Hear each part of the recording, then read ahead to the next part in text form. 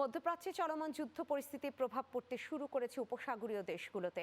বিশেষ করে বাহরাইনে কর্মহীন হয়ে পড়ছেন বিপুল সংখ্যক বাংলাদেশি প্রবাসী শ্রমিক।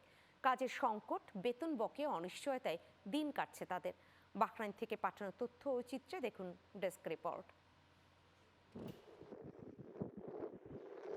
মধ্যপ্রাচ্যে চলমান যুদ্ধ পরিস্থিতির নেতিবাচক প্রভাব এখন স্পষ্ট হয়ে উঠেছে পারস্য উপসাগরীয় দেশ বাহরাইনে।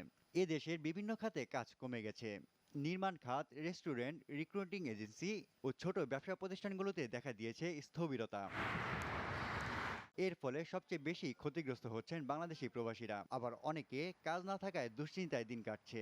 পরিবারের খরচ চালানো ও দেশে টাকা পাঠানো নিয়েও বাড়ছে অনিশ্চয়তা। এখন পরিস্থিতিতে কাজ নাই, আমি দেশের জন্য ট্রাই করছিলাম, ট্রাভেল এজেন্সি আসছিলাম।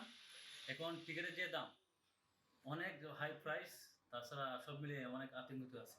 বর্তমান পরিস্থিতি স্বাভাবিক হওয়ার জন্য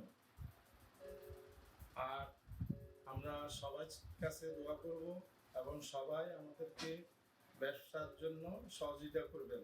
অনেক প্রবাসী বাধ্য হয়ে নিজ পেশা পরিবর্তন করে কম মজুরিতে কাজ করছেন।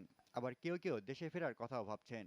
বিশ্লেষকরা মনে করছেন, মধ্যপ্রাচ্যে এই নিরাপত্তা সংকট দীর্ঘস্থায়ী হলে এর বড় প্রভাব পড়বে প্রবাসী শ্রমবাজারে। আমি বড় বড় কোম্পানি থেকে কাজ করি। আমার আন্ডারে 8-10 জন লোক কাজ করে।